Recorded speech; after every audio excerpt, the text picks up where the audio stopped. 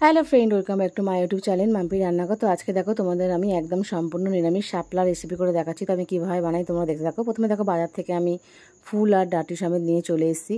তো এই ফুলগুলোর রেসিপিও কীভাবে করতে হয় সেটাও তোমাদের আমি দেখাবো। এখন শাপলার যে ডাঁটাটা সেটা কীভাবে বানাতে হয় সেটা আগে দেখে নাও। তো দেখো এরকম লম্বা লম্বা দোকান থেকে আসে কেনা, তারপরে এরকম লম্বা লম্বা করে কিন্তু একদম ছাল ছাড়িয়ে এরকমভাবে কিন্তু কেটে নিতে হয়। তো দেখো আমি ভালো করে এটা ধুয়ে নিয়েছি। ধুয়ে নিয়ে আমি নুন দিয়ে প্রায় আধ ঘন্টার মতো কিন্তু একদম ভিজিয়ে রেখে দেবো।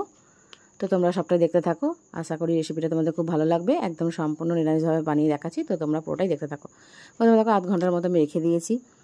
তারপর একটা মিক্সিং জারের মধ্যে আমি কিছু কাঁচা লঙ্কা, আদা, টমেটো নিয়ে নিয়েছি।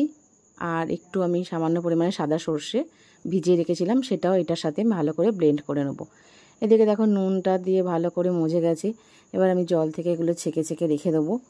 তো দেখো দেখতেই পাচ্ছ কতটা মজে গেছে নুন দিয়ে ভেজানোর জন্য। তো দেখো একটা কড়াইয়ের মধ্যে আমি একটু বেশি করে সর্ষের তেল দিয়ে দিলাম। এই রান্না কিন্তু যেহেতু সর্ষে, তাই সর্ষের তেল দিয়ে কিন্তু বেশি ভালো লাগবে। তো দেখো তার জন্য সামান্য আমি কালো জিরে দিয়ে দিলাম আর কাঁচা লঙ্কাও দিয়ে দিলাম সর্ষের তেলটা গরম হওয়ার পর। এবার ওই যা নুনে যে মজে গেছিলো সেখান থেকে আমি নুন থেকে একদম চেপে চেপে ছেঁকে ছেঁকে আমি কড়ার মধ্যে দিয়ে দিচ্ছি, যাতে ওই জলটা কিন্তু একদম দেওয়া যাবে না, জলটা ফেলে দিতে হবে, সেভাবেই কিন্তু দিতে হবে। দেখছো কতটাই মজে গেছে। এতেই কিন্তু মোটামুটি হাফ রান্না হয়েই গেছে, তাই এতে খুব বেশি কিন্তু জল লাগে না রান্না করার সময়।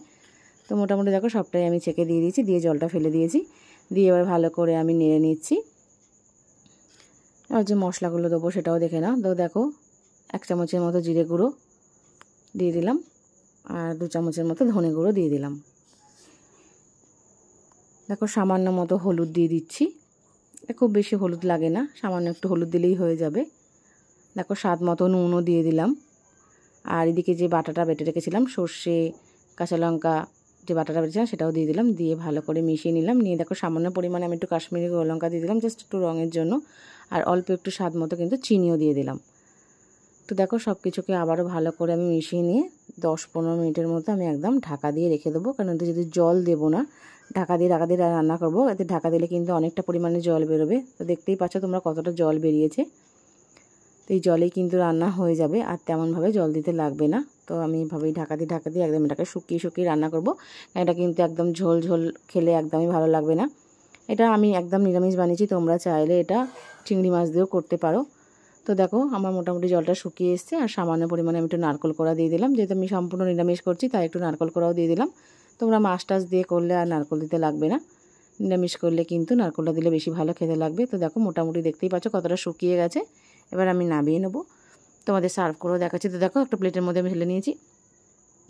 তোমার রেসিপিটা কেমন লাগলো, ভালো লাগলে লাইক, কমেন্ট, শেয়ার, সাবস্ক্রাইব করবে। নতুন বন্ধু হলে পাশে থাকবে। এরকম নিত্য নতুন ভিডিও দেখতে হলে আমার চ্যানেলটাকে অবশ্যই সাবস্ক্রাইব করে দেবে। ভিডিও দেখে ভালো লাগলে পছন্দ কোনো গ্রুপের সাথে প্লিজ দয়া করে লিঙ্কটা শেয়ার করে দেবে। এই রেসিপি থাকলে গরম গরম ভাত থাকলে কিন্তু আর তেমন কিছুই লাগবে না। তো তোমরা আমার রেসিপি দেখে বাড়িতে বানিয়ে করতে থাকো আর খেতে থাকো। আর একটা কমেন্টে জানাতে থাকো, তোমাদের কমেন্টের অপেক্ষা কিন্তু সবসময় থাকি। তো খুবই কিন্তু সুস্বাদু খেতে হয়। তো অবশ্যই একবার হলো বাড়িতে ট্রাই করো, আমাকে একটা কমেন্টে জানিও। তো থ্যাংক ইউ সো মাচ।